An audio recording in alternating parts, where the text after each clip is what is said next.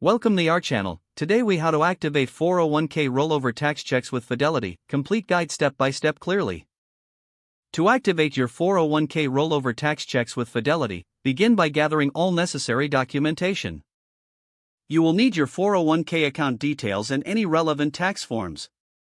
Visit the Fidelity website and log in to your account. If you don't have an account, create one by providing your personal information. Once logged in, navigate to the rollover section on the home page. Select Initiate Rollover to start the process. Choose whether you are rolling over from a previous employer or an individual retirement account. Enter the amount you wish to roll over. Follow the prompts to provide your 401k plan details. This includes the name of your previous employer and the plan account number. Fidelity may request a copy of your 401k plan statement for verification. Once you've entered all the required information, review it carefully.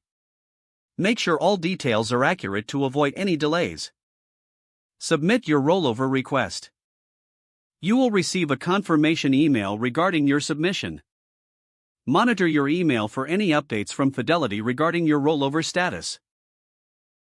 In the case of additional information or documentation required, respond promptly. Once your application is processed, the funds will transfer. You may see a temporary hold on your rollover tax checks during processing. After completion, you will receive a confirmation that your rollover has been finalized.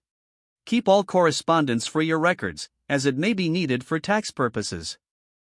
You can then manage your funds directly through your Fidelity account. Review your new investment options within your Fidelity account. Consider consulting a financial advisor for tailored advice on your investments. With these steps, your 401k rollover tax checks with Fidelity will be activated efficiently. If the page does not load, refresh the browser or try again in a private or incognito window. Make sure you are using the correct email address, then retype it carefully to avoid small typos. If your password is not accepted, use the reset option and create a new strong password you can remember. Don't forget to like this video and subscribe to our channel for more step-by-step tech guides.